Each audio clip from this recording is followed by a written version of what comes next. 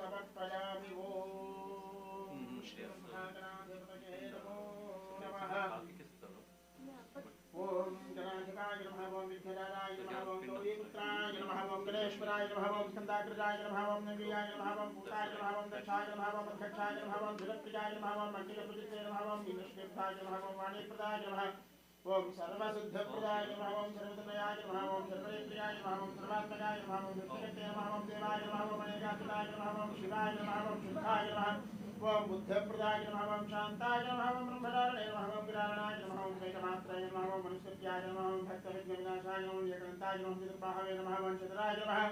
ओम शैत्य संविदाय नमः। ओम नम्बोदराय नमः। ओम शोत्पकर्णाय नमः। ओम हरये नमः। ओम ब्रह्मविद्युत्तमाय नमः। ओम कालाय नमः। ओम ग्रहपतये नमः। ओम कामिने नमः। ओम सोमसूर्याग्निलोचनाय नमः। ओम पाशाङ्कुशतदाय नमः। ओम दण्डाय नमः। ओम गाय नमः। ओम निरञ्जनाय नमः। ओम कल्मषाय नमः। ओम गङ्गाय नमः। ओम सिद्धाय नमः। सिद्धार्थरामुदाय नमः। वीरामुदवत्साय नमः। वरदाय नमः। शाश्वताय नमः। ओम पुत्राय नमः। ओम वरप्रियाय नमः। ओम वेदभयाय नमः। ओम जगदे नमः। ओम चित्रणे नमः। ओम इक्षुरारूपे नमः। ओम श्रीदाय नमः। ओम वदाय नमः। ओम उत्पलकराय नमः। ओम श्रीपतये नमः। ओम स्थितहस्तिदाय नमः। ओम राजभेत्रे नमः। ओम जटिलाय नमः। ओम कलिकर्मशनाशनाय नमः। ओम चन्द्रचूडामणये नमः। ओम कान्ताय नमः। ओम वामहरणे नमः। ओम समाहिताय नमः। ओम आशुतोषलेखनाय नमः। ओम सौम्याय नमः। ओम भक्तवंशकाय नमः। ओम शान्ताय नमः। ओम दैवतुल्याय नमः। सच्चिदानन्दविग्रहाय नमः। ज्ञानने नमः। प्रज्ञायताय नमः। ब्रह्मद्वेषवत्सराय नमः। ब्रह्मत्रेतुर्याय नमः। श्रीकण्ठाय नमः। हृदेश्वराय नमः। राधिकाय नमः। नरये नमः। नागेन्द्रविग्रहाय नमः। चोरकिताय नमः। स्वयंकृत्ये नमः। सामघोरप्रियाय नमः। प्रश्ने नमः। स्तोत्रताय नमः। कृष्णे नमः। धीराय नमः। वागीशाय नमः। सिद्धिराय नमः। दूर्वाग्रप्रियाय नमः। वित्तमूर्ताय नमः। दुर्मूर्तये नमः। मन्मथविग्रहाय नमः। स्मृतिधराय नमः। मायने नमः। मुनित्राय नमः। मुष्टाय नमः। दुष्टाय नमः। प्रसन्नात्मने नमः। सर्वसिद्धिप्रदायकाय नमः। ओम सुमुखाय नमः। निरन्ताय नमः। कमलाय नमः। गणगणकाय नमः। लम्बोदराय नमः। ओम विकटाय नमः। ओम विघ्नराजाय नमः। ओम गणाधिपाय नमः। ओम धूमकेतवे नमः। ओम गणाध्यक्षाय नमः। ओम फालचन्द्राय नमः। ओम गदाननाय नमः। ओम वक्रतुण्डाय नमः। ओम शूर्पकर्णाय नमः। ओम हेरम्बाय नमः। ओम स्कन्दपूर्वदाय नमः। ओम सर्वसिद्धिप्रदायकाय नमः। ओम श्रीमन्महागणाधिपतये नमो नमः। नानाविध परिमलपत्रपुष्पाक्षरपूजां समर्पयामि। धूमाक्षरापदामि साक्षात् दीपं दर्शयामि। धूपदीपानन्तरं शुद्धात्मनेयं समर्पयामि।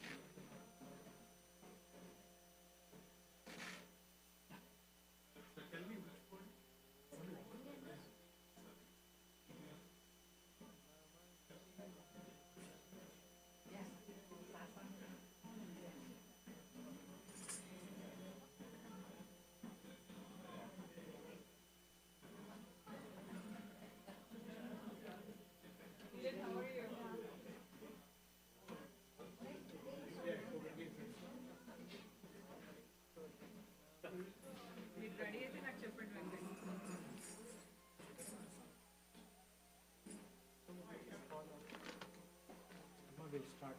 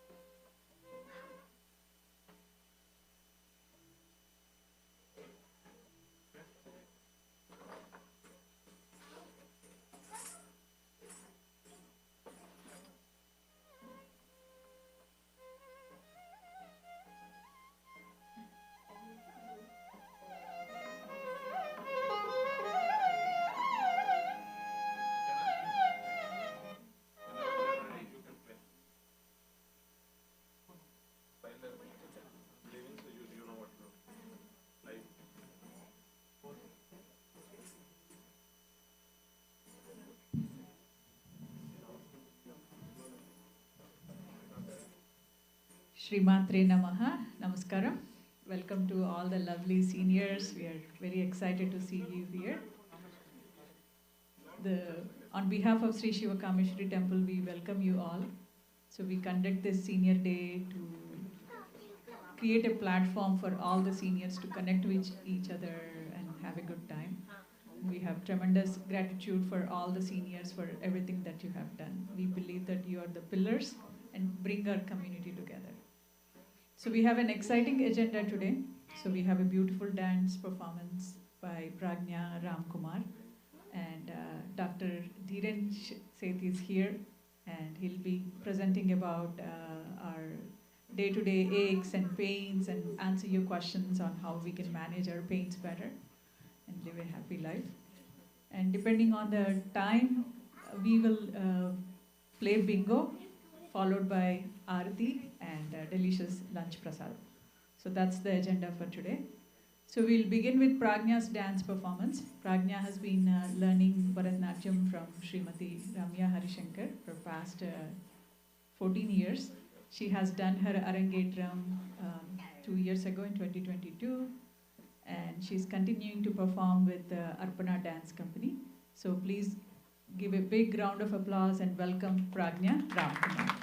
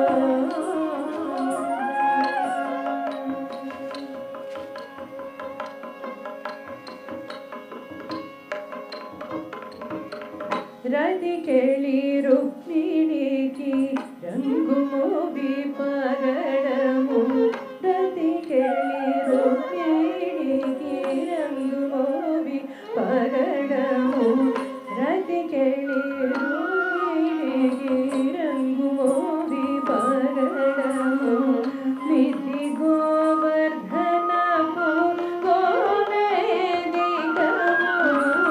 మితి గోవర్ధనము గోవేదికము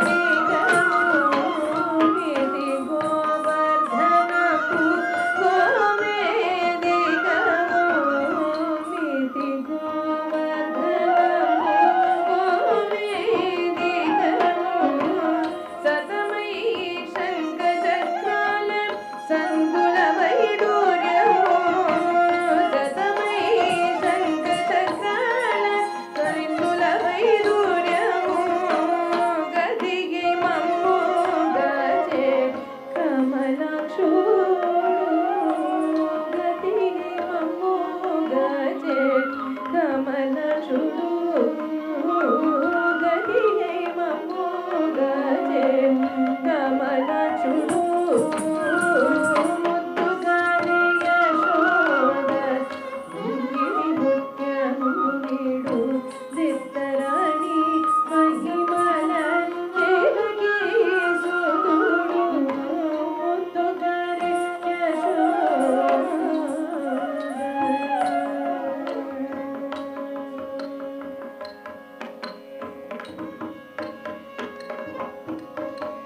కాలింగుని తలలపైన గప్పిన పుష్యరగము ఏలేటి శ్రీ వెంకటాద్రి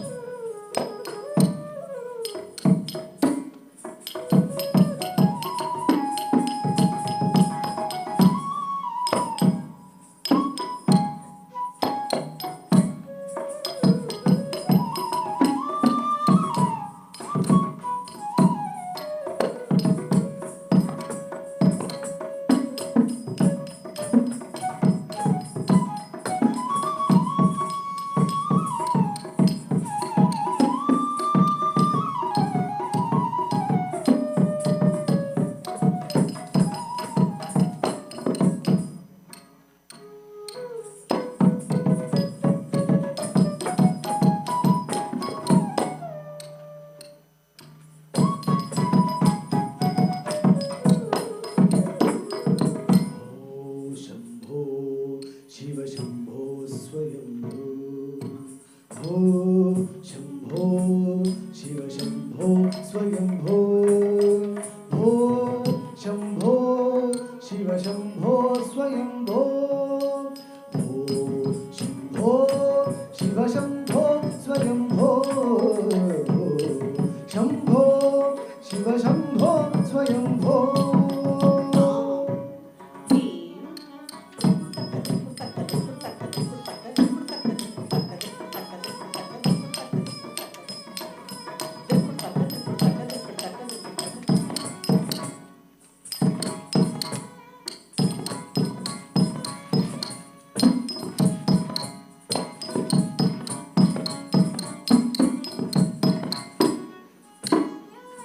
स्वयंभो शंभो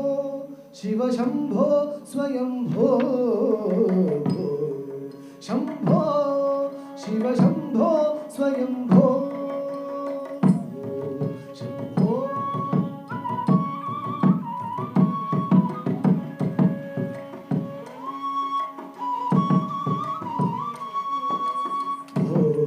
शंभो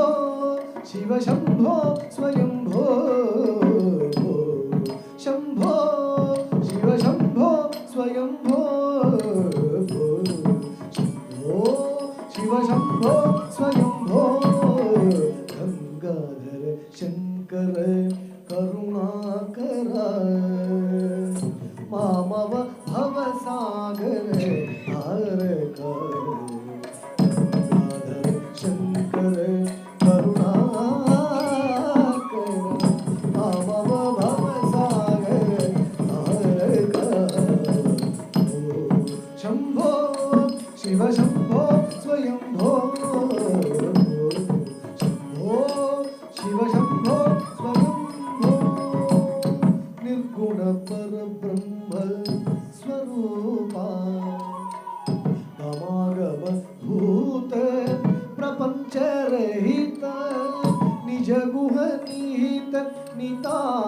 अनंत आनंद अतिशय अक्षय लिंग निर्गुण परब्रह्म स्वरूप गमागम भूत प्रपंच रहित निज गुह निहित नितांत अनंत आनंद अतिशय अक्षय लिंग आनंद अतिशय अक्षय लिंग शंभो शिव शंभो स्वयंभो शंभो शिव शंभो स्वयंभो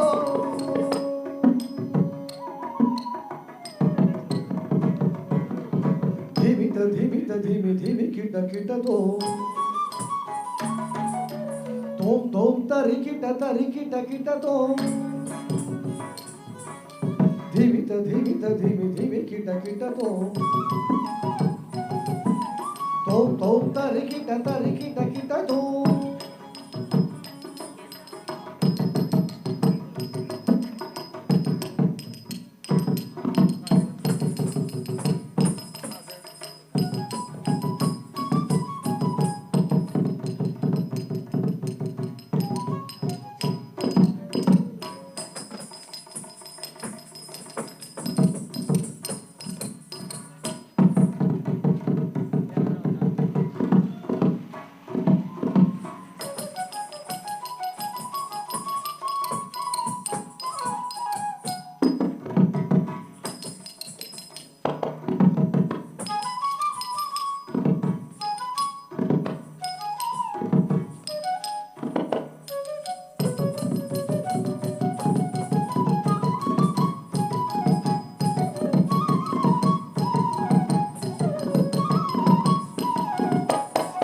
मतंग मुनिवर वंदित ईशा सर्वधिगंबर वेष्टित वेश मतंग मुनिवर वंदित ईशा सर्वधिगंबर वेष्टित वेश नित्य निरंजन नृत्य नटेश ईश सभेश सर्वेश ईश सभेश सर्वेश ओ Shambho Shiv Shambho Swayambho Shambho Shiv Shambho Swayambho Shiv Shambho Swayambho Shiv Shambho Swayambho Shiv Shambho Swayambho Shiv Shambho Swayambho Shiv Shambho Swayambho Shiv Shambho Swayambho Shiv Shambho Swayambho Shiv Shambho Swayambho Swayambho Swayambho Swayambho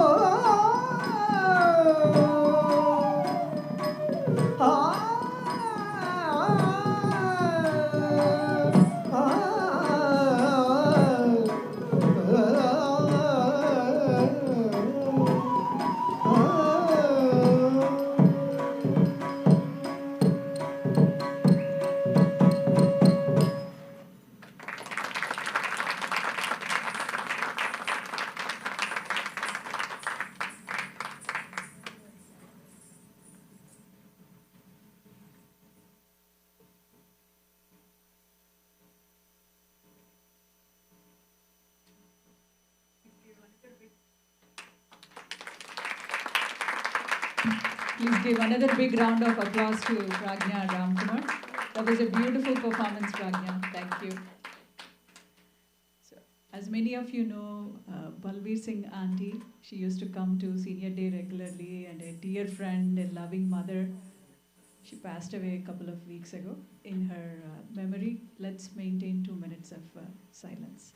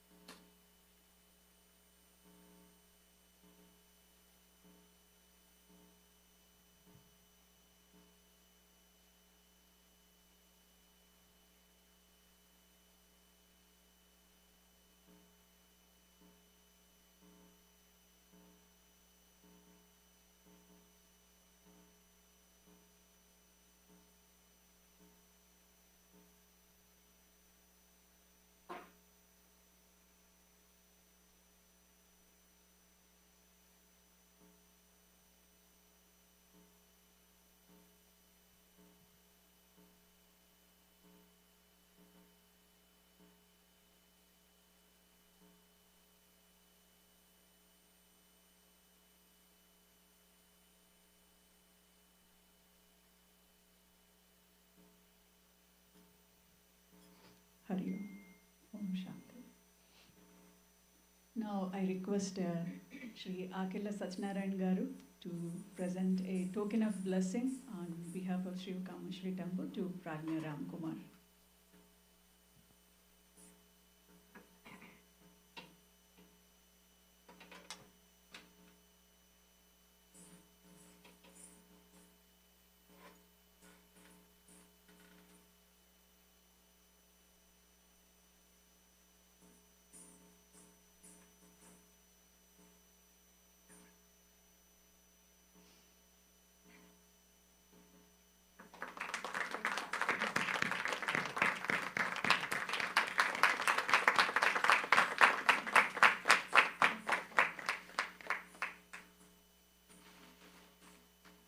Thank you, Prajna, for taking the time, and thank you for the beautiful dance performance.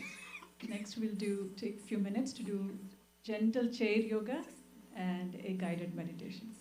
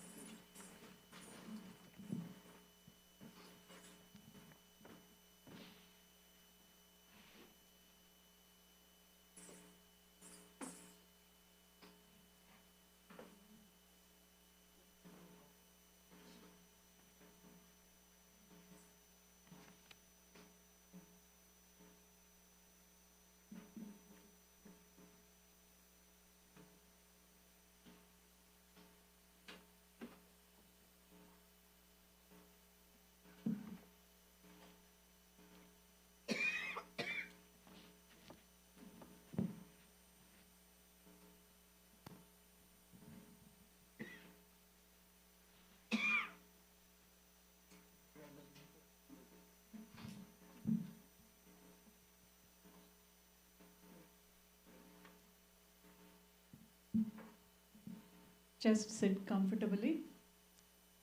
Relax your back. Relax your feet. And gently close your eyes.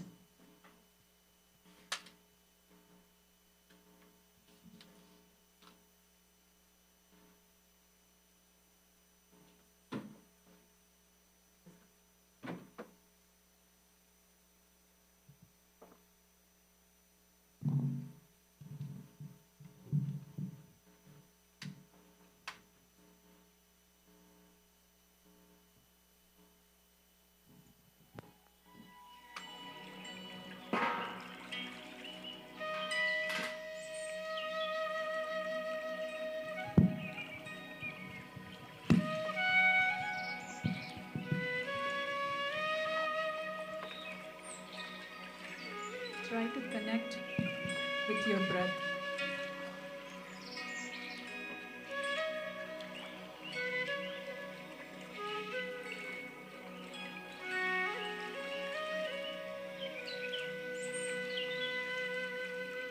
As we begin our practice today, let's set an intention of gratitude. Shifting our focus to everything we have in our life.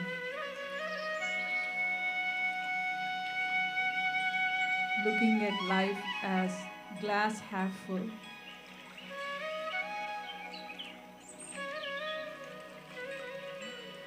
Focusing on the countless blessings that we have in our life.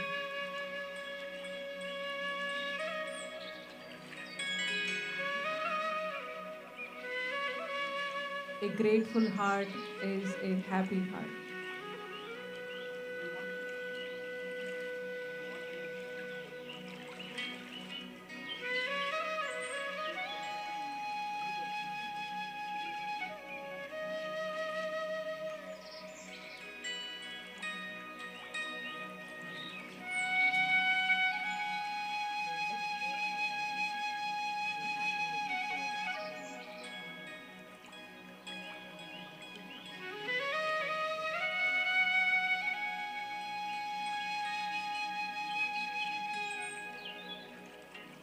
Take a deep inhale through your nose for the count of 4.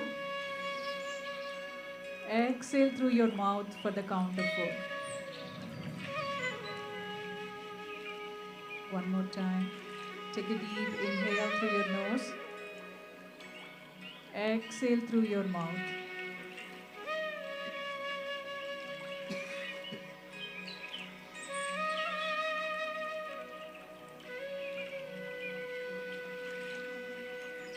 Place your left palm on your heart and right palm on your belly.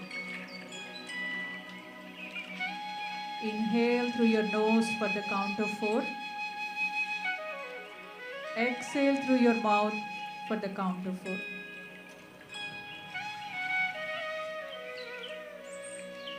Inhale through your nose.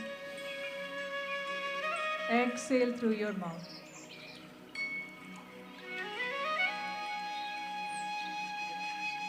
Take a deep inhale through your nose. Exhale through your mouth.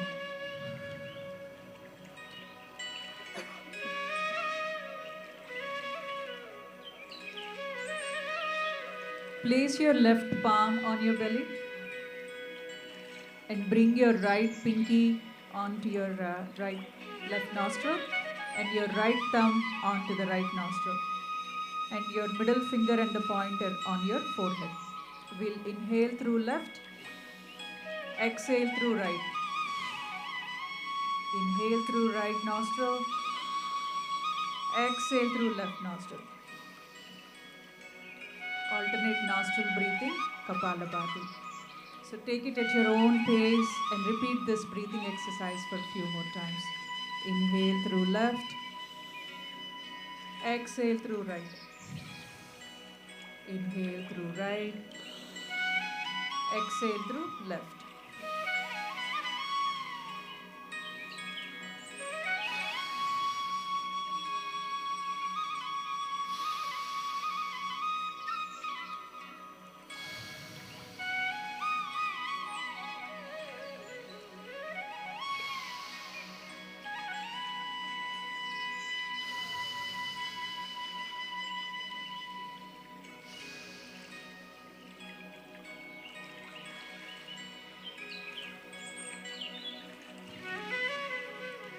One last time. Take a deep inhale through your left. Exhale through your right. Inhale through your right and exhale through your left. Come back to the natural rhythm of your breath. 3, 2, 1. Now place both the palms on your belly. We'll softly inhale through our nose and forcefully exhale through our nose. Nadi Shodhana, skull shining breath.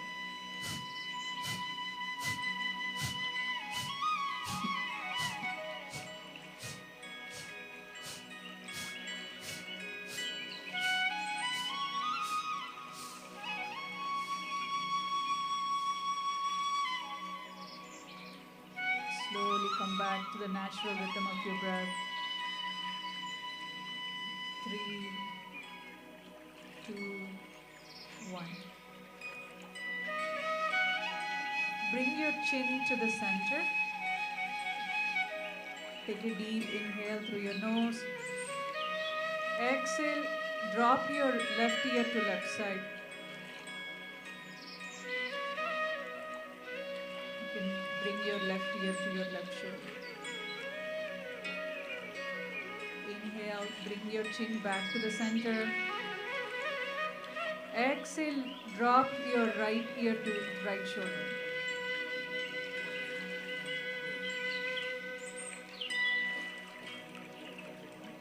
Inhale, come back to center. Exhale, drop your left ear to left shoulder.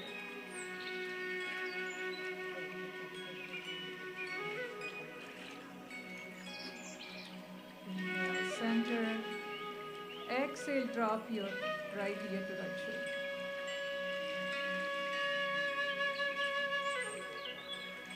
Feel the stretch in your neck and shoulder muscles. Inhale, come back to center. Exhale, drop your left ear to left shoulder.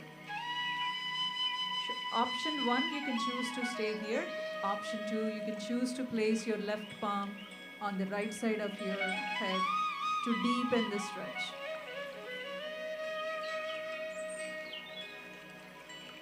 Listen to your body and make this your own practice. Inhale, come back to center. Exhale, drop your right ear to right shoulder. Option 1, you can choose to stay here. Option 2, you can choose to place your right palm on the left corner of your head to deepen the stretch. So do what's comfortable for you. Listen to your body.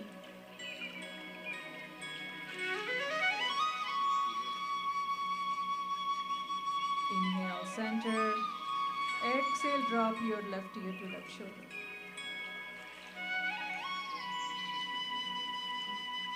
Inhale, come back to center. Exhale, drop your right ear to right shoulder.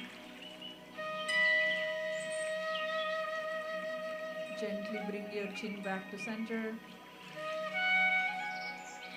and place both the palms on your knees. Take a deep inhale and lift your shoulders up. Bring your shoulders close to your ears. Shrug your shoulders. Exhale, roll it back. Inhale, lift. Exhale, roll it back.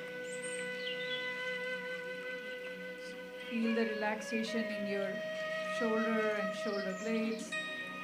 Inhale, lift. Exhale, roll it back.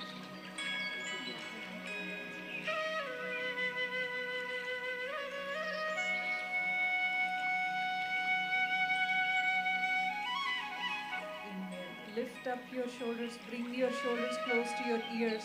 Exhale, roll it back and bring your shoulders away from your ears.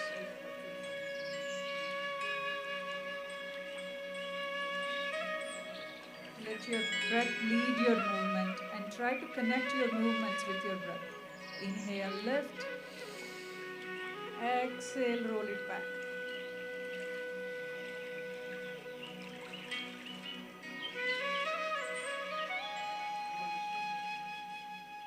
Relax your shoulders and come back to the natural rhythm of your breath. 3, 2, 1. Inhale, bring both the arms over your head. Be mindful of your neighbor and gently take a bend towards your left side. Take a gentle bend. Inhale, center.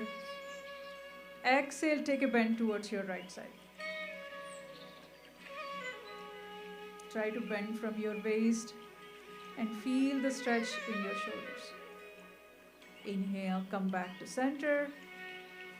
Exhale, take a bend towards your left side. So repeat this pose at your own pace, listening to your body. Inhale, center. Exhale, bend to your right. Inhale, come back to center. Exhale, bend to your left.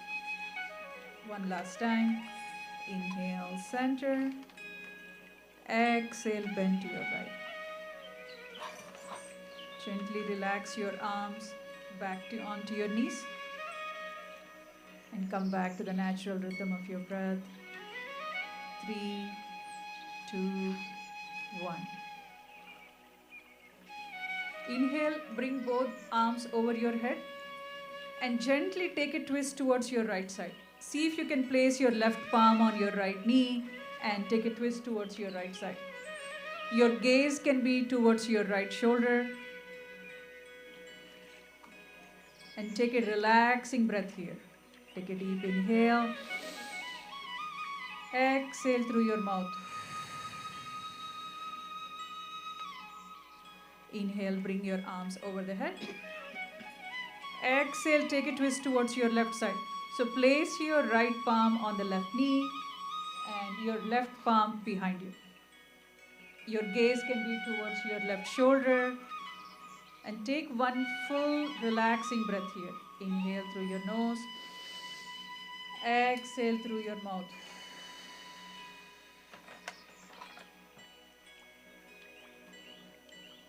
So we'll repeat this 2 more times. Inhale, bring both arms over the head. Exhale, take a twist towards your right side. Place your left palm on your right knee and your right knee behind you. Your gaze can be towards your right shoulder. We'll take one relaxing breath here. Take a deep inhale. Exhale through your mouth.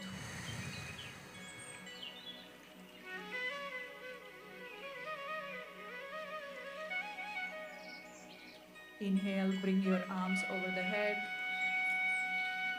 Exhale, twist to your left side.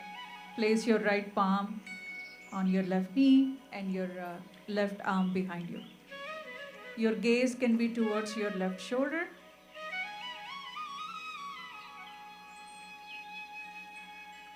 Feel the relaxation in your neck and shoulder muscles.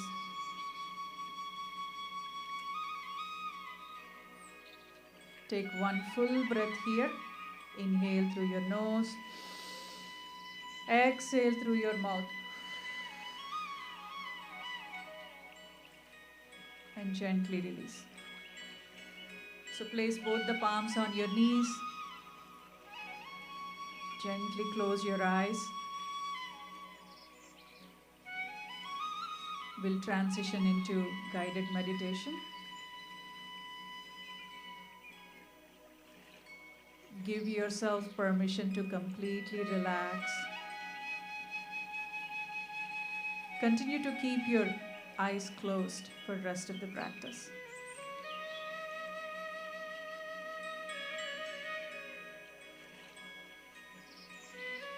Relax your toes.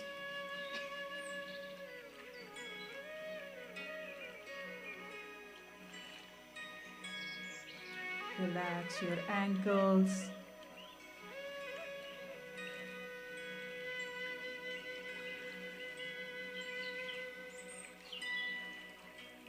Relax your calf muscles.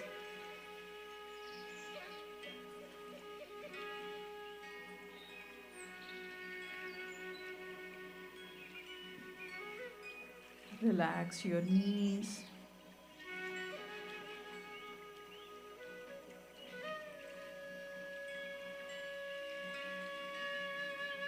Drop the weight of your hips into the chair. Sink into the chair.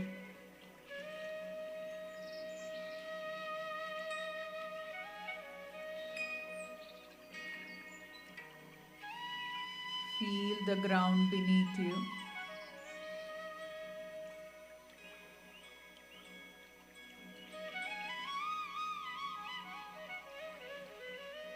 Feel your ab muscles expanding and contracting with each inhalation and exhalation.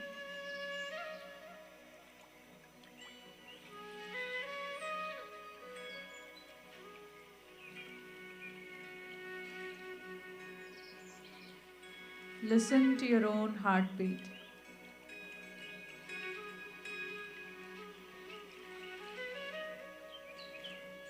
Yogaha Chitta Vritti Nirodha.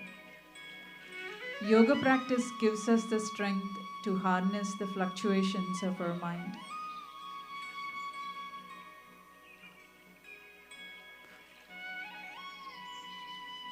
Yoga is beyond striking the poses. It's our ability to connect our body, mind, and soul.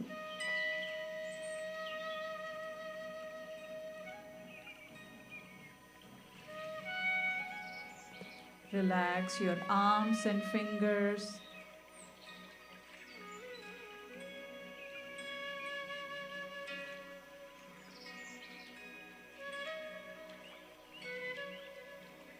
Relax your neck and shoulders.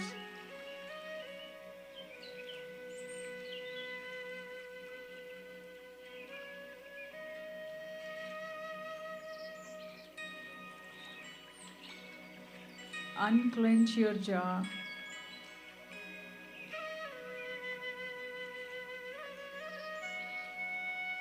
Soften your cheeks.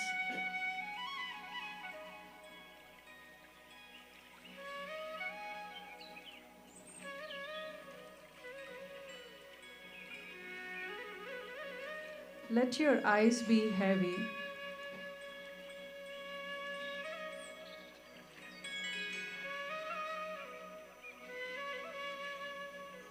Soften your forehead.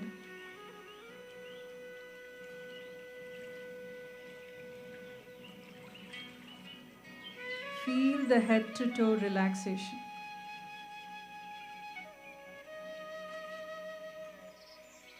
Give yourself permission to completely relax.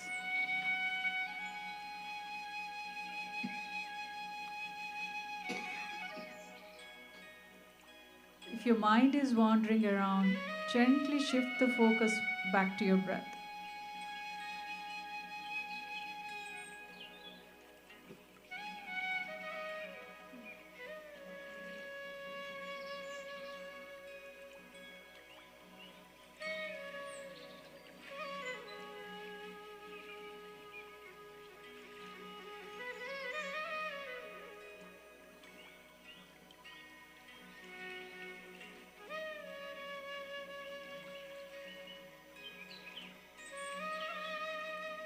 Reminding the intention that we have set during the beginning of practice.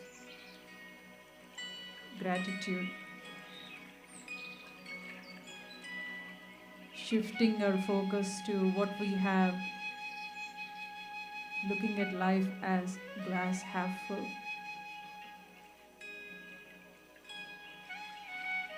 And counting on our blessings.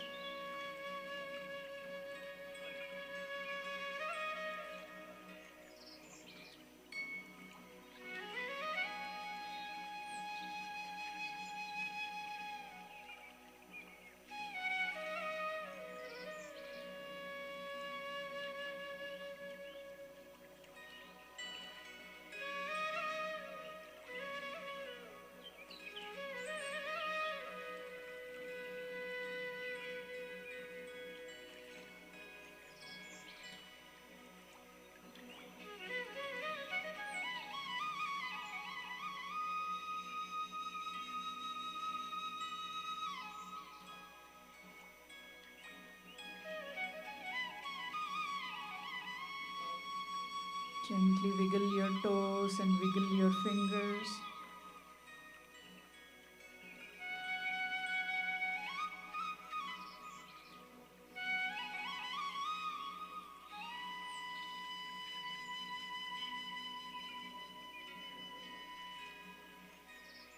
Bring both your palms in a prayer pose, Anjali Mudra.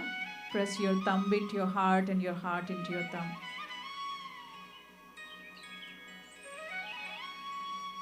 Gently bow down to your own heart in gratitude for making your self-care a priority.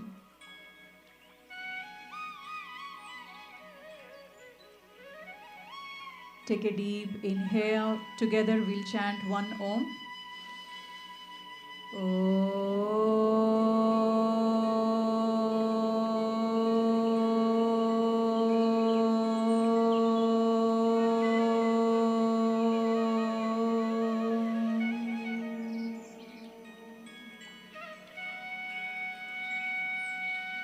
The light in me sees and honors the light in you. Thank you for sharing your practice with me. Namaste.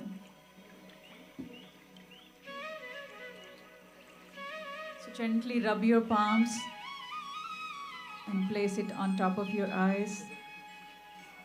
And you can softly open your eyes.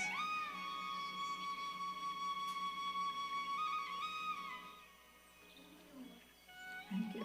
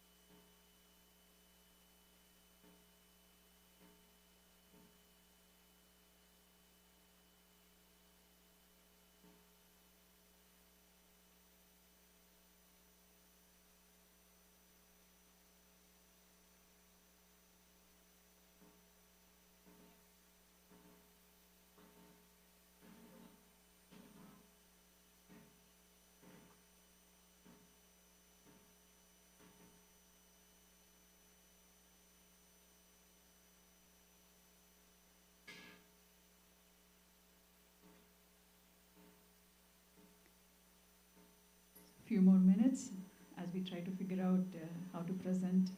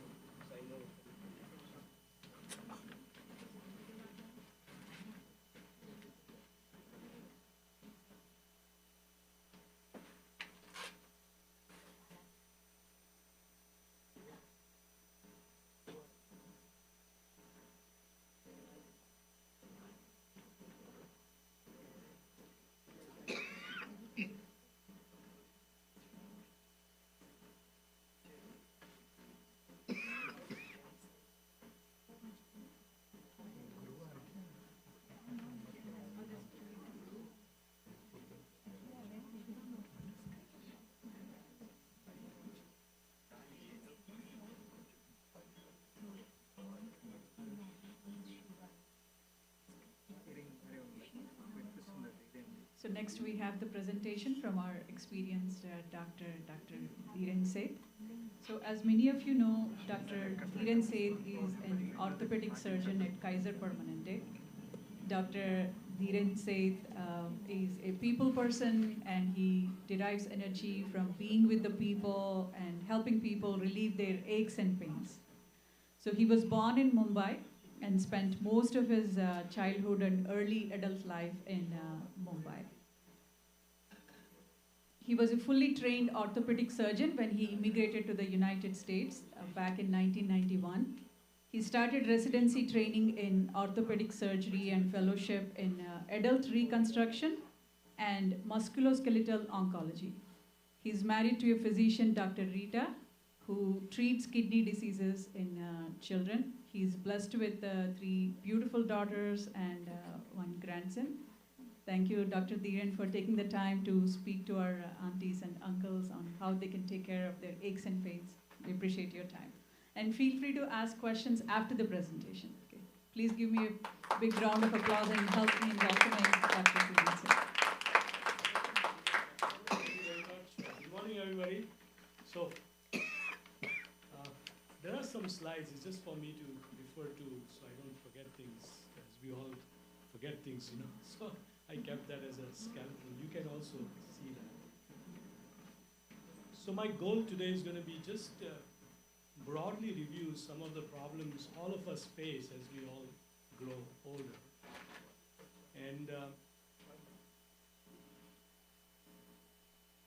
And how to understand it and how to prevent it and how to take care of it. As you know, there's a very famous Kabir Doha called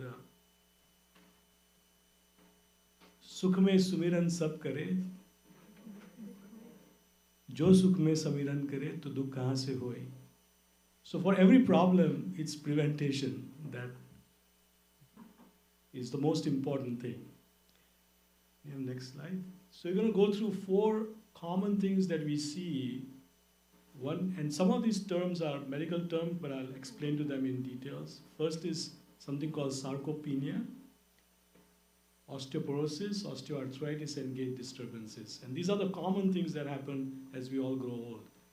And unfortunately, they all happen together, and they almost creep upon us. And then it has got this cumulative effect that makes it difficult and sometimes causes catastrophic problem like a fall and fracture. Next, please. So sarcopenia, so sarco usually refers to muscle. Anything to do with muscle is sarco. Sarcolemma is like a muscle membrane. Penia usually refers to less. So sarcopenia is less muscle mass. And as we grow old, all our muscle mass decreases. And, it is age related and it happens in everyone.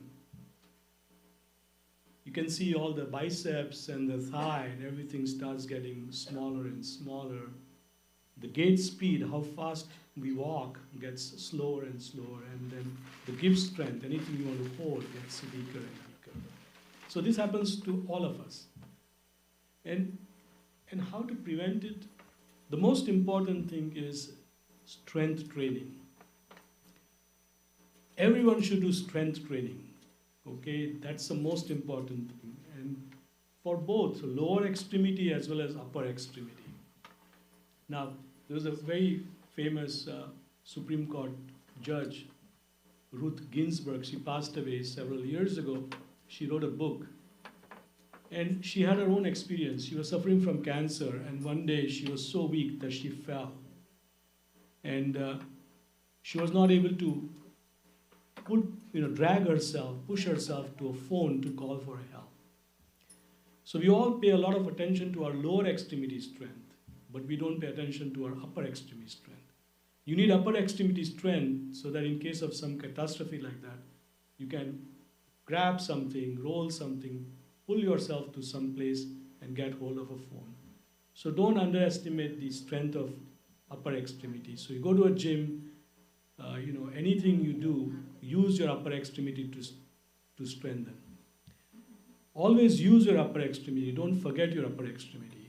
So I'll give you a simple example. My wife, when we go out somewhere on traveling, she always insists that she will put her own handbag in the luggage bin.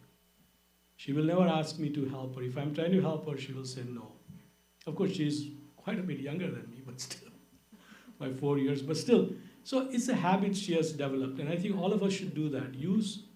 Not seek help. Just do it yourself as much as you can.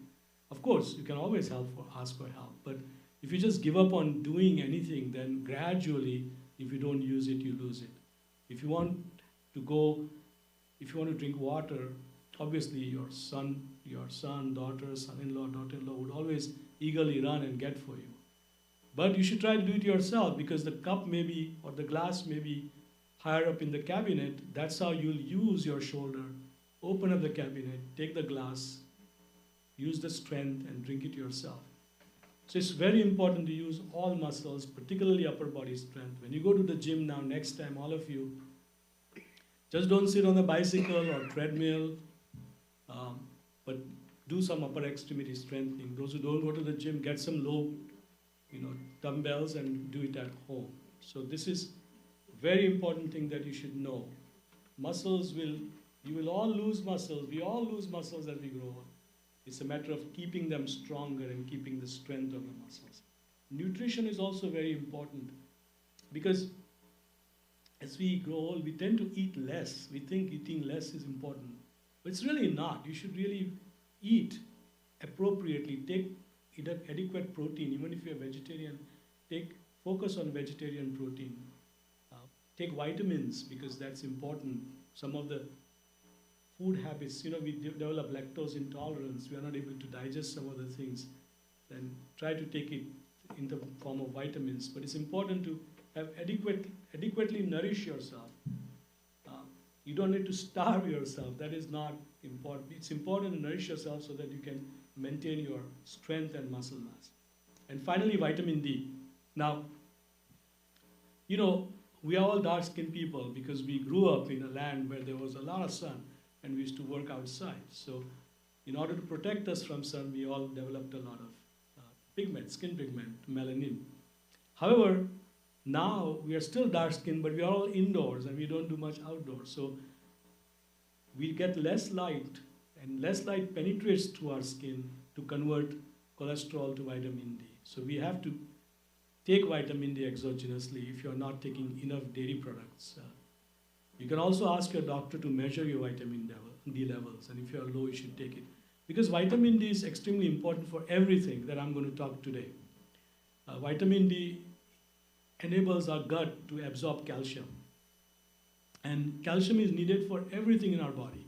Calcium is needed to make our muscles strong. Calcium is needed to our bones strong. It is calcium that actually gets into the muscle and makes the muscle work. And if you don't have enough of calcium, you may have problem recruiting a lot of muscle fibers and feeling that you are not strong enough to carry things or do things. So it's important that you don't forget about vitamin D. Okay, next slide, please. The next thing is called osteoporosis, and I'm sure you all have heard this. Osteoporosis simply means that there is a low bone mass, and also the bone undergoes some structural changes that makes it weaker. Now, the most important thing that gives strength to our bone is the mineral content of the bone, how much calcium the bone has. Calcium phosphate is a very important mineral in our bone. And the strength of the bone, how easily it will break, for example, would depend upon how much calcium that bone has. And that's why, as you all know, there's something called DEXA scan which is done that simply measures the mineral content of the bone. So, again, important to take adequate calcium, 1200 milligrams a day, and about 400 to 800 international units of vitamin D. Now, what happens is bone is like a bank. Think of it as a bank. And you have the ability to deposit till you are 25 years of age. Okay? You deposit. After that, the bank will not allow you to deposit anything. But you can withdraw. And you start withdrawing. Okay? And the withdrawal depends upon multiple factors. If you don't take something from outside like calcium, then you have to withdraw more because your body needs that calcium. In postmenopausal women, because estrogen now goes off, estrogen is really very protective. You start losing more calcium from your bone. And now you cannot deposit anything. Even if you take loads and loads of calcium, you will not deposit in your bone. So it's important that everybody has good bone density at the age of 25. And if we lose it, we minimize that loss. And we minimize that loss by taking adequate calcium and vitamin D from outside. If you don't, you're going to keep on losing that. And a time will come where your bone density will be so less that your bone will become really fragile. So it's important that even now, we all take enough calcium and vitamin D. Do weight-bearing exercises, standing exercises, upright exercises, walking, very important, because the gravity is trying to pull you down and you're trying to pull yourself up. And without realizing, you are able to do those type of exercises. Smoking cessation is very important. If you're smoking, you should really not smoke. And Ravi will also tell you the same thing. At some point, you should all get a DEXA scan. It's exactly when to do, it's not very clear. But in women, 5 years post-menopause, you should get a DEXA scan. Gives you a basic idea about where you are. If you're osteoporotic, then you can take medications if you want to, or you can definitely at least know where you are. And in men, it's not clear, but after 75 years of age, or if you had a fracture or something, you should get it done. Unfortunately, osteoporosis does cause problems like hip fractures, spine fractures, and they are very difficult to recuperate from. Although with modern medicine we are able to fix hip fractures, we are able to fix spine fractures also, it is very painful and sometimes it can be a terminal event. So prevention is again very key. Next one. Now, next one is osteoarthritis. As you all know, I specialize in this field, but all of us have this. Even I have osteoarthritis, and it's age-related wear and tear of joint. Younger folks don't get it. Only older people get this. And you know, it causes progressive stiffness, pain, and gradually deformity. The most common joints affected are knees, hips, spine, and hand. And can you prevent it? Unlikely. You may not be able to prevent it unless you are in space or you live in marsh or somewhere where there is no forces acting against your joint. So you can't prevent it. You have lived a very active lifestyle, like you have been a runner, you've been hiking a lot, you did a lot of activities, your joints are going to wear out. It's a payback to what you did in your life. But it's important to understand, and important to understand what you can do about it. We have a lot of medical management for this condition. You can take medications like Tylenol, which is very effective, and you can take it for a long time, almost 5-10 years without any detrimental effect as far as your doses are within the toxic limit. Aerobic exercises are very helpful.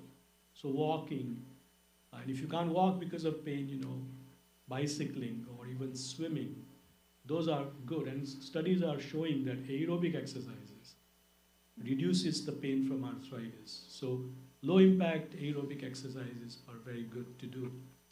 Range of motion exercises, stretching is very important because gradually, without realizing, you will develop contractures of your joint.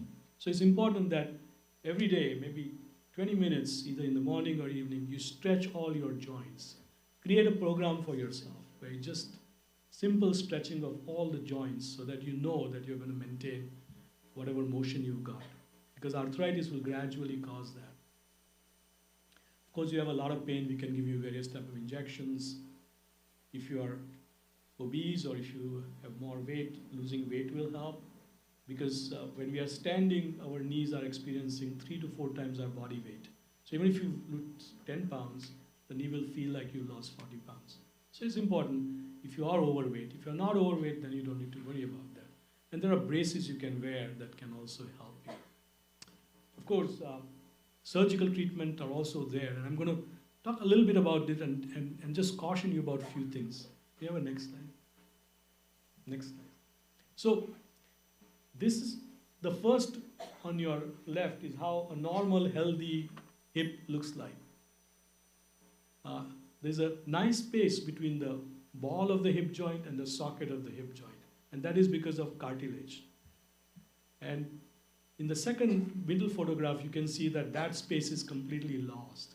Now that's arthritis. Okay, the arthritis looks like that, where you have a space which is lost and now you have bone on bone.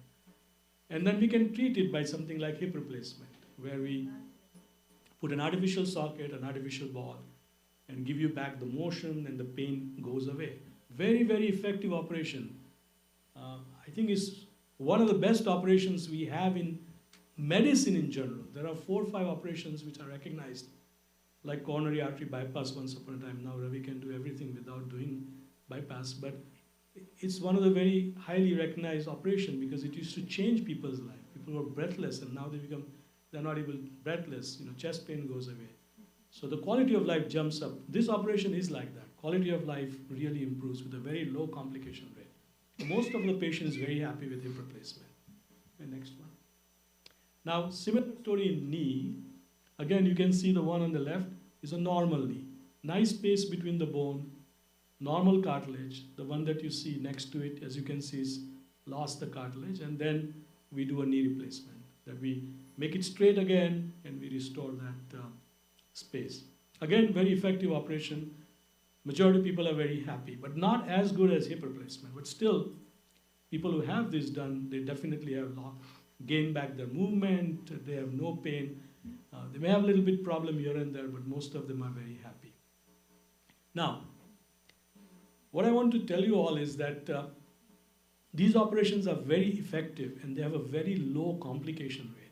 So, if you've exhausted non-surgical treatment, do not be scared because your life will change so much for better. Talk to the doctors about this because I see patients whom I see for like 15 years and I start them with a situation where I tell them, counsel them, have surgery, they don't.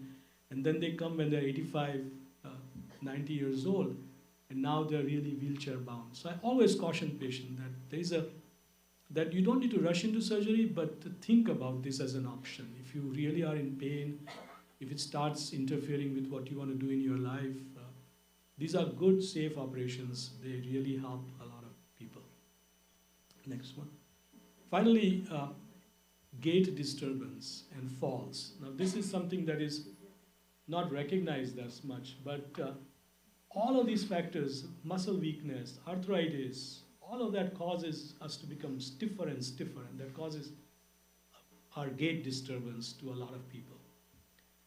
Now, normally when we walk, our balance is by three things: our eyes, our internal ears, and our spinal cord that sends signal to this area of brain called cerebellum, and that maintains our balance. So most people can even walk with a closed eyes because the ear is okay and the spine is okay, correct? Sometimes when you get ear infection, you start getting dizzy because the internal ear is off. So these three things help in balancing. However, as the muscles get weak, as the body gets stiff, our reaction decreases. So even if the brain is telling, hey guy, you're going to fall, you don't have that ability to hold yourself because of that. So the gait disturbance is extremely common in everyone. And how to prevent it? Number one, increase physical activity, including muscle strengthening. So don't stay at home. Go out for a walk. Go in your neighborhood. Do not avoid activity. Be active. More activity you do, better it is for you. Okay, so I see a lot of folks I'm seeing here who are walking every day. I see someone who walks like every time I'm in the trail, she's walking there.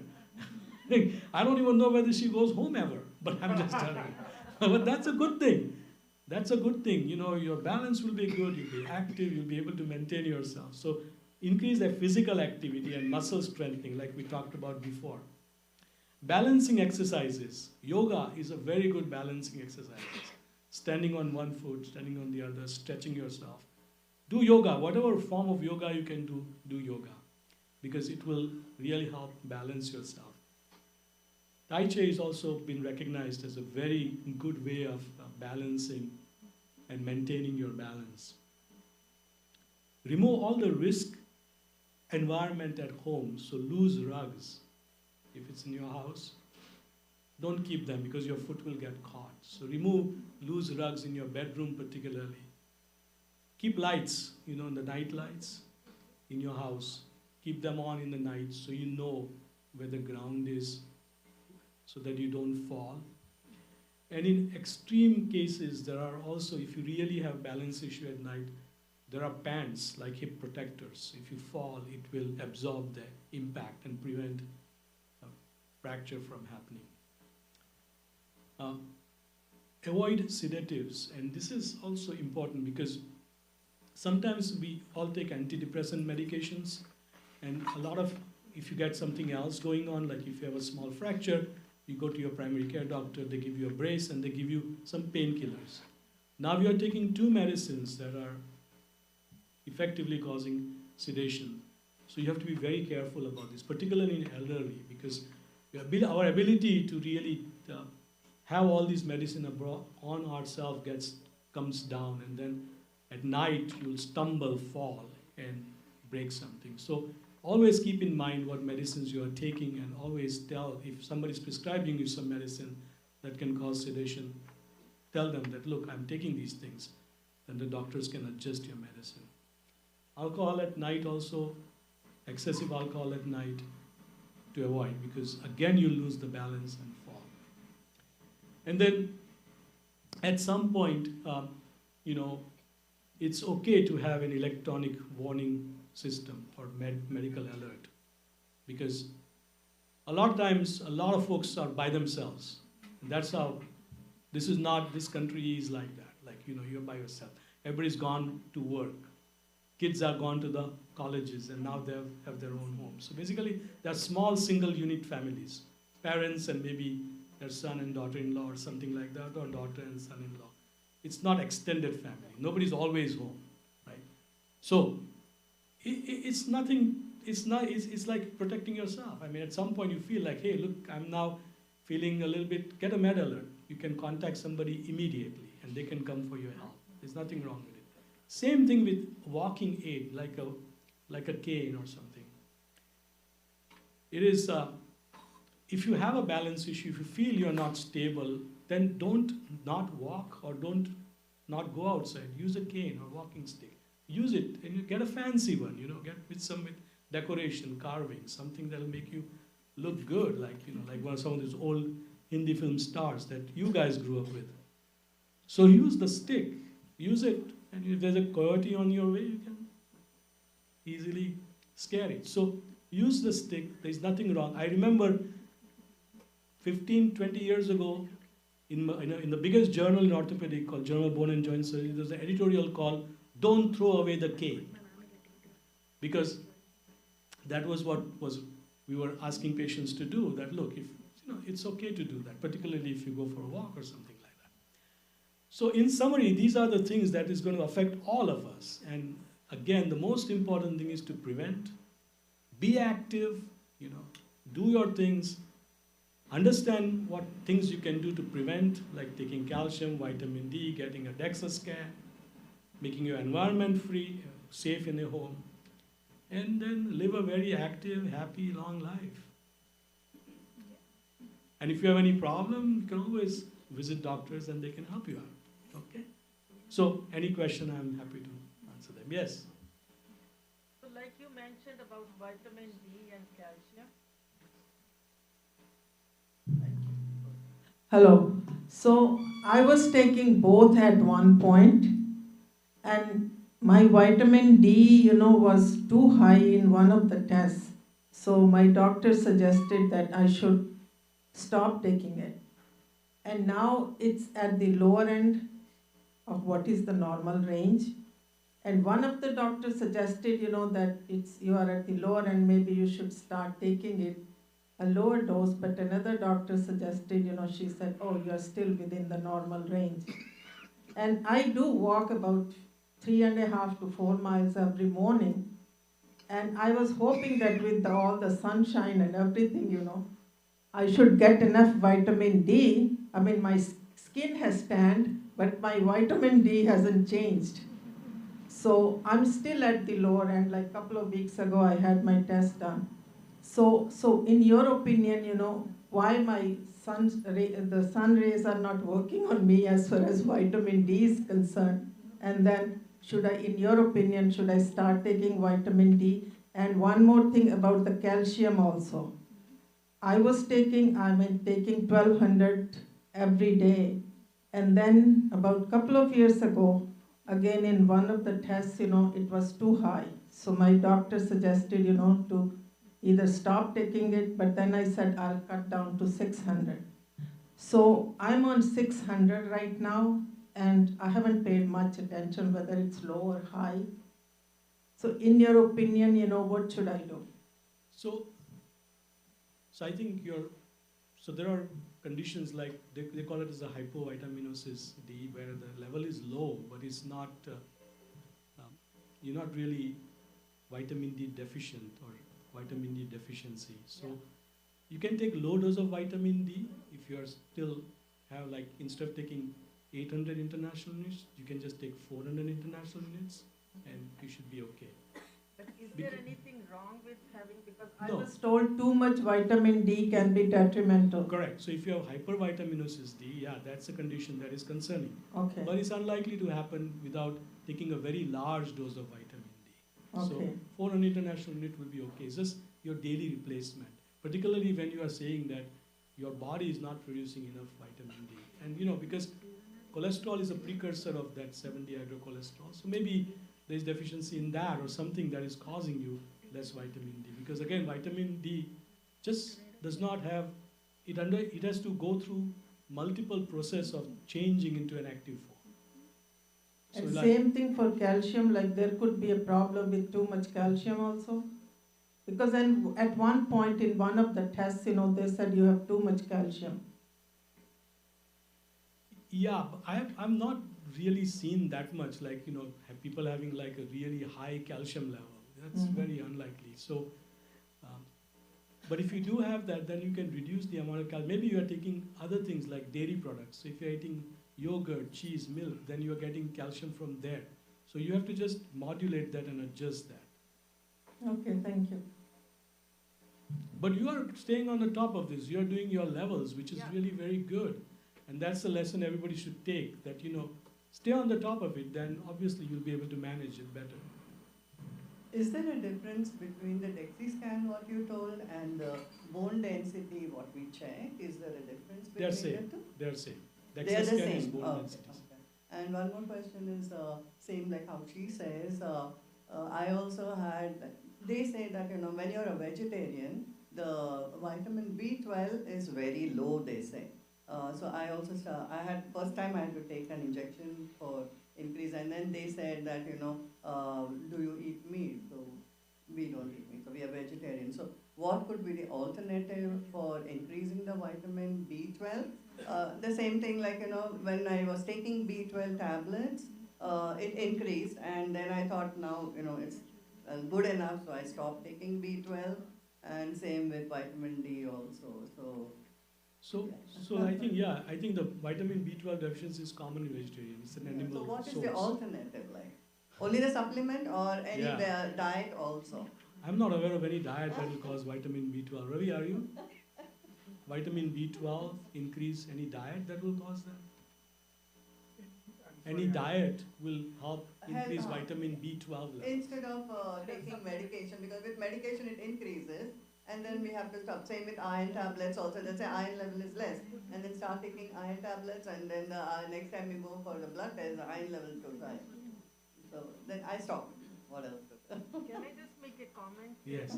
I have the same issue with vitamin B12, but I was told that you can never have too much of vitamin B12 because if it is excess in your system, it just flushes out. So you don't have to be concerned that you can have too much of vitamin B12. The only thing I would tell all of you vegetarian friends particularly is that a lot of vegetarians do have iron deficiency and ultimately leading to anemia. So in women it has to be 12, more than 12 gram DL, whereas in men is 14. Below that you are anemic by definition. So check that. And sometimes anemia is related to iron deficiency, sometimes vitamin B12 deficiency, sometimes folic acid deficiency. So you want to make sure that you talk to your primary care physician about this. So anemia is extremely common. Referring to the leftmost diagram, the entire weight of our body is on the bottom. So by walking more continuously, having more, aren't we better on the? Yeah, you are. But so if you have arthritis, then you have to do low impact exercises. So slow walking or more like bicycling or swimming is better for you. But not walking at all is not going to make you better because studies are showing that the strength of the muscle as well as aerobic exercises will help even pain from arthritis. You talk to a lot of patients who have arthritis, they will say that they're very stiff when they wake up in the morning. They are very painful when they walk first few steps, but gradually the pain goes away because there's also a process what we describe as gelling in the bone where gradually the fluid in the joint takes away some of those metabolites that have accumulated during the night time and helps the pain. So I think, yes, there is a force. So, but if you are lean and you don't carry a lot of weight, that's not a big problem. Yes? Yeah. You did cover this and it's a Sure. personal issue, sorry, Yeah. I'm asking anyway. Chronic Achilles tendinosis, is there any treatment for that? And how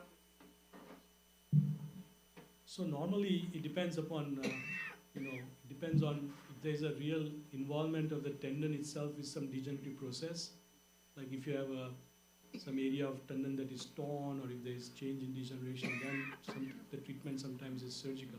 But if you have just Achilles tendinitis and plantar fasciitis, pain in the heel, then the most effective thing to do initially is stretching exercises. And, stretching exercise every day, stretch the heel cord. There are special heel cord stretching exercises. Now at night when we sleep, our ankles drop down, so throughout the night, the muscle has been in a very short position. So when you wake up in the morning, the steps are very painful. And that is simply because now the muscle is smaller and this whole back, the foot, the plantar fascia, the heel, all they are connected. So then the fascia gets taut and gets irritated and painful. So sometimes if it's a really more serious condition, then you have to wear night splint, where at night the foot instead of dropping stays up, so you don't experience that tightness of the muscle. Very rarely, you may need to get an injection, but most of the times taking medications and doing heel cord stretching exercises can help you. Thank you. For tendinosis, if there's a real concern, you should get an MRI to see if there's any change in your tendon, because if that, then you can spontaneously rupture and cause problem. Sure. Thank you. Yes. Son? Sports medicine physician, doctors commented once, I heard him, it's not desirable for elderly people to do jogging because that will give strain on the knee joints. What's your advice? At what stage in the jogging should be stopped? So the studies are very controversial, but in general, if you don't have arthritis, if your joint is okay, then there is no harm doing jogging, low impact jogging. There's no harm. But if you have arthritis, then it will precipitate or aggravate the process of arthritis. So it's a good idea. I mean, if I see a lot of older folks run, one of my partners is older, he also runs and he has no problem. His knee x-ray looks really normal like a young person. He was just genetically blessed. For him, it's okay to run. But if you already have arthritis, then I wouldn't recommend jogging because that will just increase the problem. Okay? Any additional questions?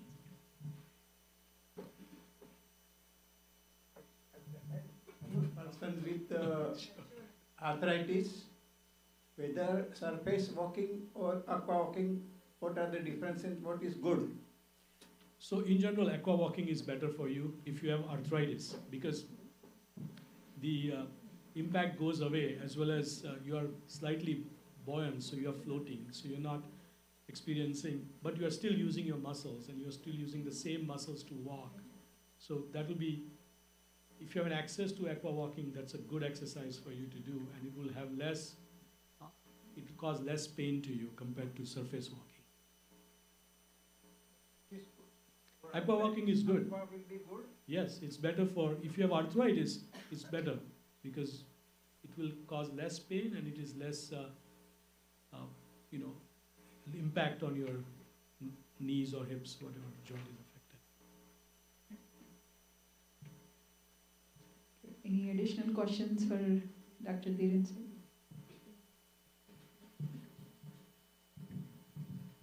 For vitamin D is a common, but there are vitamin D2, D3, what is the difference? Right, so like vitamin D, it's not, it converts into multiple steps. So first, when we get sunlight, the vitamin D is created, a very precursor of vitamin D is created in our skin. That vitamin D is what we take exogenously in any fat-containing food. That goes to the liver, and then there is a first step conversion where it gets converted to vitamin D2. Okay? It's called 7-hydroxycholecalciferol. Then it goes into the kidney, and that gets converted to more active form. That active form is 1,25-dihydroxycholecalciferol, is what is causing the end organ effect. So that's the one that goes in your gut and opens up the channel to absorb calcium. That goes to the cells in the bone to make them remove bone if you need calcium. So it undergoes multiple changes. So it depends upon, most patients can just take if your liver is fine, your kidney is fine, you just take the oral form of vitamin D, and it will be as effective. But suppose somebody has kidney problem, or if there's a problem absorbing, or they had abdominal surgery or something like that, then they have to take more active form, such as vitamin D3. You haven't talked about shoulders or elbows. Are there any issues with those? Yes, of course. The shoulder is very common to get two conditions. One is called as frozen shoulder. The other is called the shoulder arthritis, just like hip and knee arthritis. And I'm not a shoulder specialist, but again, there are options for that. But I would say that it's important, like I mentioned earlier, to keep them moving. If you start finding your shoulder stiffer, there are pulleys that you can hang on your door and keep on doing range of motion exercises so that they don't get stiff. For shoulder arthritis, there are very effective operations, just like hip and knee replacement. They're done quite often, and the results are quite good. Yes? You just mentioned about shoulder arthritis. I have a question. So for elderly people who have a kidney, not in dialysis, but pre-existing, like stage 2 or 3, you have these localized injections that can be taken for pain relief. Since it's localized, is that okay for them to take, but they are in kidney stage? Yeah, so the most common injection that is given for arthritis is a steroid injection. It's usually if a type of steroid called Canalog or triamcinolone acetate. It does not go in your system. It does have a slight effect, like some diabetic patient can have a slight increase in blood glucose level transiently, but none of them have any effect on kidney. So it's safe for them. So it's very safe to take those injections, the steroid injection in the shoulder. Thank you so much. Yeah, the only problem is that it's a double-edged sword in the sense that you take repeated injection, it can cause more arthritis. So it doesn't protect your joint against arthritis. What it does is just takes away the pain, the inflammatory process. So if you have to take it maybe once every 6 months or something like that, then it's okay, because it's not going to. But if you have to keep on taking it once every few months, then it's not a good way to treat the arthritis. Okay, once in 3 years should be fine. Oh, once in 3 years is fine. Thank you so much. Okay. Yes. I have osteoarthritis, and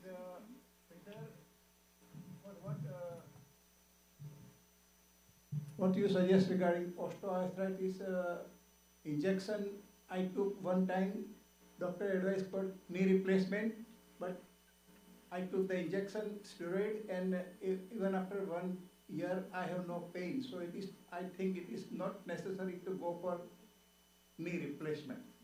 That is correct. So you are, I think that's very good that it was effective in you for this long time. So yes, if any of these non-surgical treatment are effective, you don't need to have surgery, even if the X-ray looks bad, because ultimately it's you who are experiencing pain. So continue non-surgical treatment as long as you want to. As far as you are active, you are able to do everything in your life, and your quality of life is not compromised. And that's great. You should just continue to do that as long, because all of these surgeries, even they are safe, there are risk of surgeries. And as soon as we do the surgery, there are implicit risk of surgery. That can include as bad as death. So I always tell the patient, don't do it unless you have to do it. If you have to do it, great, it's a good operation with very low complication rate. But if you don't have to do it, don't do it, because there is a risk. Doctor always advised knee replacement, they don't advise for the initially other alternatives. Yeah, that's why you are here. I'm giving you the real story, the inside scoop. What is the benefit of the gel or Synvisc, Monvis? So, yeah, sure. So normally in our knees, there is a substance called hyaluronic acid that is present in our fluid in the knee. Like all the joints have a little fluid. It's called synovial fluid. And that fluid is a very specialized fluid, because that fluid has got very specialized molecule called hyaluronic acid. And what happens is, when we are standing, that fluid becomes a little thicker. So it bears load. But when we start walking, that fluid becomes thinner. And it's a very miraculous kind of a thing that happens with this fluid in our joints. So when people have arthritis, people started thinking that maybe there is a problem with this fluid. So maybe we can give hyaluronic acid from outside. And that's why this gel injection became very popular. And there are multiple formulations of that, but most of them are some form of a high molecular weight hyaluronic acid. When we compare studies between steroid injection and hyaluronic acid injection, the only thing consistently found is that in hyaluronic acid, if it works for a longer period of time. So it's one of the armamentarium. It is not always effective. Its effectiveness is not so strong that it is recommended as a treatment. Like for example, if you look at effective treatment for arthritis, there are very few.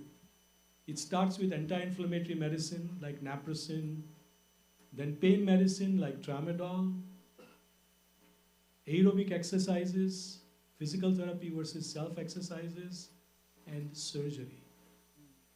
These are the only things that are found to be effective in good randomized study to show helps. Everything else has got some evidence to prove maybe it helps, maybe not. And Medicare has approved gel injections. So it is now a part of our normal treatment modality.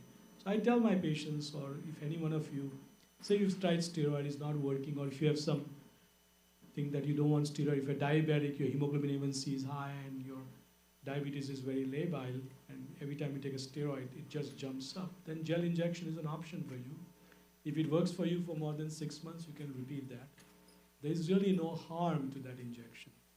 The only harm is like any injection, it can introduce infection in your knee joint, but the harm is very low. It just is very expensive, so a lot of insurance companies are not very keen on giving it to the patient. But Thank Medicare you. has approved that, so you can ask for it. Thank you. I have one question.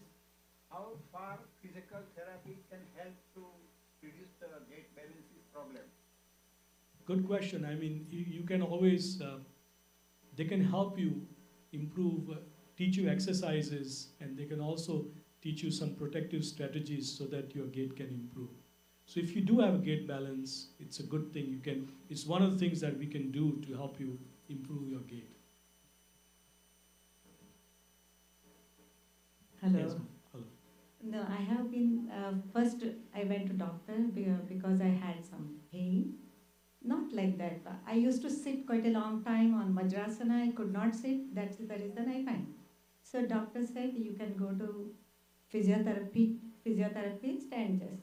So from that time onwards, I'm doing everything and I can walk completely. There is no pain. Even now I can sit. So as long as I am comfortable, I can be without the operation, right? Yes, definitely. Yeah, that is it. Now, Vajrasana is an extreme position where your knee is bent and you are putting all your weight. Yes. So that can hurt even if you have minor degree of arthritis. So I think if you are able to still do all of that, then it's really good. No, you don't need anything. Just continue. Yeah, long time, three years I stopped putting Vajrasana because I was doing this is before pandemic, I went for physiotherapy. And daily I am doing whatever they have showed in physiotherapy, daily I am doing nearly 20, 30 minutes or 40 minutes. And now I can sit. Yeah. So I think that's good. Now, I have to tell you all, because of you bringing up, there isn't anything you can take actually exogenously that will rebuild your cartilage. Okay, there isn't anything. So all this glucosamine, chondroitin sulfate is just waste of your money. Now, if you have arthritis, you can try those things. But there isn't anything you can do every day eating-wise. And every day. Correct. So every day, so exercise is important, but there isn't that has anything you happened. can do. Thank you. Any additional questions for Dr. Dhiren? All right, best wish to everybody, okay? Thank you so much, Doctor. I'll leave some of my cards over here in case you need me. I have a question. To which medical group do you belong? I'll answer that. I request Dr. Ravi to share a few more tips and pointers. Dhiren, you want to say?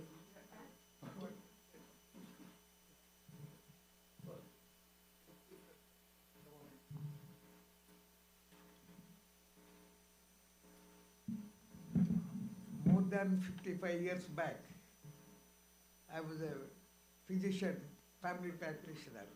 With my experience, and also because of my age, I'm giving some advice.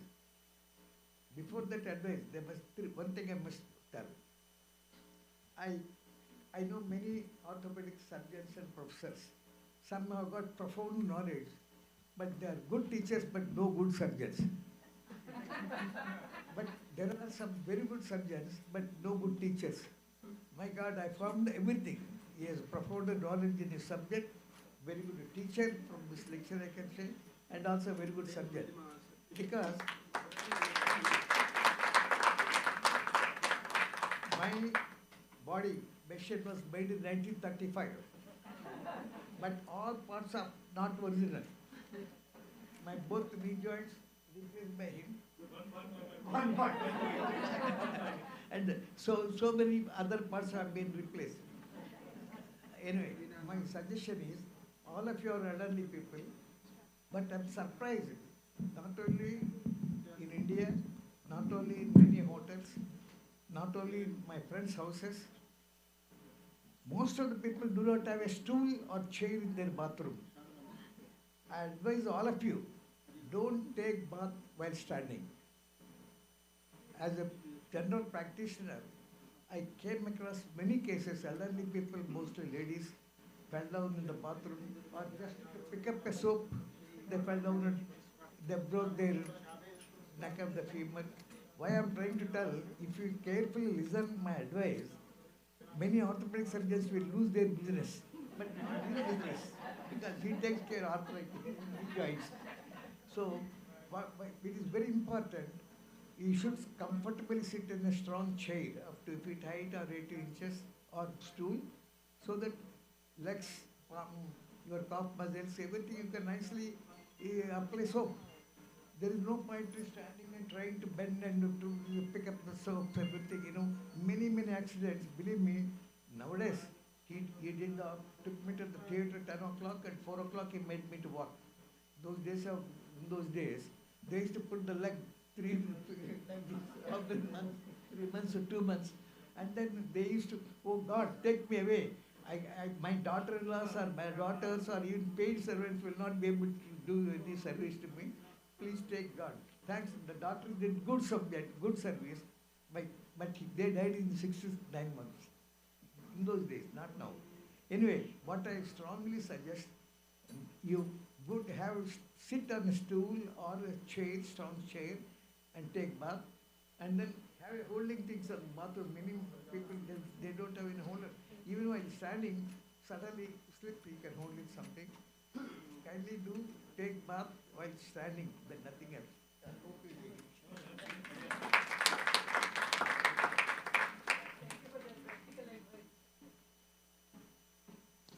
I'm Ravi Jandiala. We both work for Permanente Medical Group, Kaiser Permanente. I'm an interventional cardiologist. I just wanted to say something. I learned a lot from there. It kind of reinforced, and we both try to practice what we are trying to preach here, because we are also, we'll naturally get old, and we'll be joining you. So Dhiren not only is an academic orthopedic surgeon at Baylor, he came and joined us. He's well-rounded. He's a student of music, tabla. He's into spirituality. He's not obviously, very subtly does on his own. And Rita Sheth, his beautiful wife, keeps him in balance, keeps him grounded. She's a kidney doctor. She's very pragmatic, very practical. He's a bit of a dreamer. But so what he said today, I kind of try to practice too. Like when my parents land from the airport, I don't essentially help my mom or my father with the suitcases. I like them to pull. So some people wonder why they run and try to pick up. I said, no, they need to get their muscles. And some of the advices he gave, especially, even if I were to fall, I don't think I have the muscle strength to pull myself if I broke the hip. So it's very important. What he said is, as we get older, it's very important we do a different exercise than our children. Muscle strength, balance, flexibility, and endurance. And different things for different folks. Flexibility is very important, and one of the best things for us, I think Dhiren will agree, is yoga. The kind of practices to keep the hormones down. So we are available, and one of the things I think we should have is to get a yoga practitioner or a physical therapist to teach simple exercises to, how to get balance and things like that for us all. It will complement what Dhiren has said. So he's a wonderful human being. maybe there are some YouTube things that you can see what we can do as we get older to keep these things. So I said Rita keeps him balanced. His 3 beautiful daughters keep him in check. And now that he has a grandson and he's getting heavy, he's realizing about the muscle strength. So, Dhiren, it's a pleasure, and I just wanted to say a few words. Thank you, Ravi. I request Dr. Jandyala Shankar Uncle and Kameshwari Aunty to present a token of blessing on behalf of Sri Śivakāmeśwarī Temple to Dr. Dhiren Shet.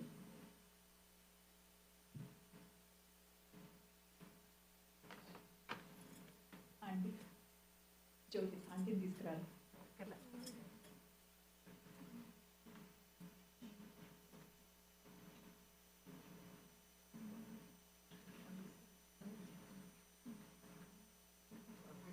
Department is orthopedic department, and one of his colleagues, Dr. Sintiram, they actually do wholesome well-being. They talk about nutrition. It's a very unique department. They talk about diet. His colleague, Vic Sintiram, as orthopedic doctors, they're talking about, healthy lifestyle. It's good for his decreasing his business and decreasing my business.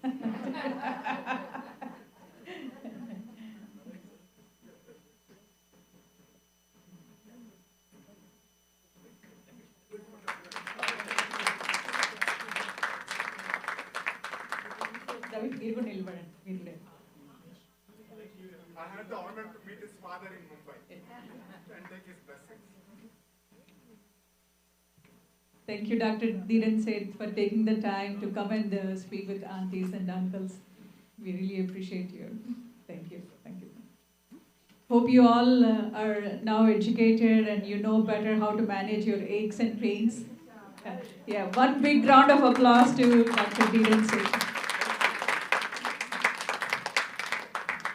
So in interest of time, we are skipping dandiya, dancing and bingo, and we'll do the dandiya in the next senior day. And I would like to ask Ravi, the committee, to thank all the seniors, and then we'll do Aarti followed by lunch prasad. Shri Matre Namaha, Namaskaram. We want to thank all the seniors for joining us today. On behalf of Sri śivakāmeśwarī devasthānam, we are committed for cheering you up and showing the love and respect that you all deserve. A quick announcement about the upcoming events at the temple. The Navaratri celebrations are starting from October 3rd to October 13th. Please join us and seek blessings from Goddess śivakāmeśwarī. And we also hosting Maharudram and Bhagavad Gita Mahayagna in the month of November, November 27th to December 1st. Please mark your calendars. This Senior Day celebration is a recurring event, the last Sunday of every month, with fun-filled activities followed by Aarti and delicious lunch. We look forward to seeing you all next month. Please join us for Aarti. Thank you. Namaskar.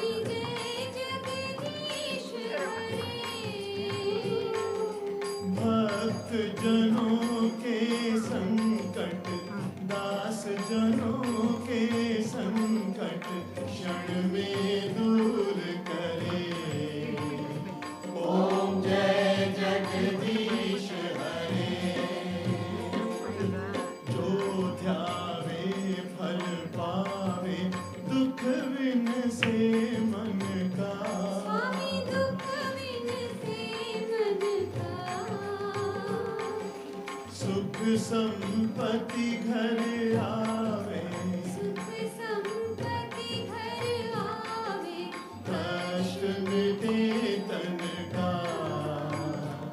ओम जय जगदीश हरे। मात पिता तुम मेरे, शरण गहूँ किसकी। स्वामी शरण गहूँ किसकी। तुम बिन और न दूजा, तेरे बिन और न दूजा, आस करूं जिसकी। ओम जय जगदीश हरे। तुम पूरन परमात्मा, तुम अंतर्यामी। स्वामी तुम अंतर्यामी। पार ब्रह्म परमेश्वर, पार ब्रह्म परमेश्वर, तुम सबके स्वामी। ओम जय जगदीश हरे। तुम करुणा के सागर, तुम पालन करता। स्वामी तुम पालन करता। मैं मूरख खल कामी, मैं सेवक तुम स्वामी, कृपा करो भरता। ओम जय जगदीश हरे। तुम हो एक अगोचर, सबके प्राणपति। स्वामी सबके प्राणपति। किस विध मिलूं दया में, किस विध मिलूं दया में, तुमको मैं कुमति। ओम जय जगदीश हरे। दीन बंधु दुख हरता, ठाकुर तुम मेरे। स्वामी रक्षक तुम मेरे। अपने हाथ उठाओ, अपनी शरण लगाओ, द्वार पड़ा तेरे। ओम जय जगदीश हरे। विषय विकार मिटाओ, पाप हरो देवा। स्वामी पाप हरो देवा। श्रद्धा भक्ति बढ़ाओ, श्रद्धा भक्ति बढ़ाओ, संतन की सेवा। ओम जय जगदीश हरे। ओम जय जगदीश हरे। स्वामी जय जगदीश हरे। भक्त जनों के संकट, दास जनों के संकट, क्षण में दूर करे। ओम जय जगदीश हरे। ओम जय जगदीश हरे। स्वामी जय जगदीश हरे। भक्त जनों के संकट, दास जनों के संकट,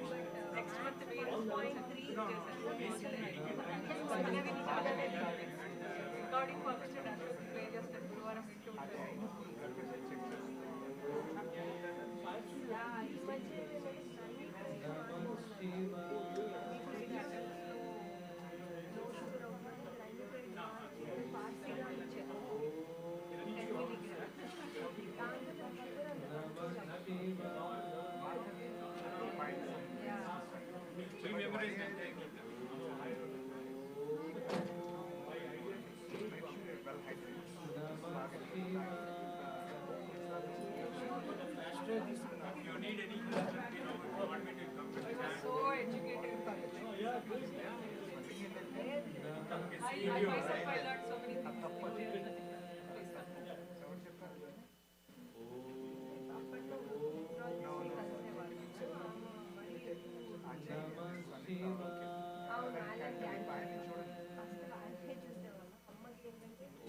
Comfortable, she can understand, but comfortable అనిపించలేదు. అప్పుడు తర్వాత గాయత్రి మెనకని ఆవిడ గ్రాటిఫికేషన్ అమ్మకి నచ్చలేదు, కొంచెం టెన్షన్ పెట్టి ధైర్యం ఇవ్వట్లేదు మీలాగా జీవితం భయపడుతుంది.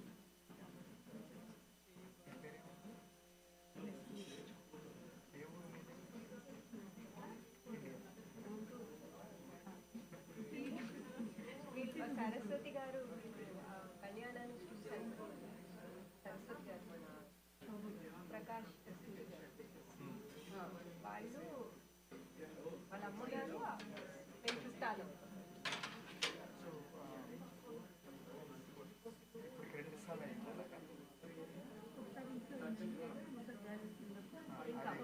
అది ఎప్పుడైంది లాస్ట్ అప్పటి నుంచి ఆస్పిరిన్ మొదలెట్టేమన్నారు. అప్పటి నుంచి డ్రాప్ అవుతుంది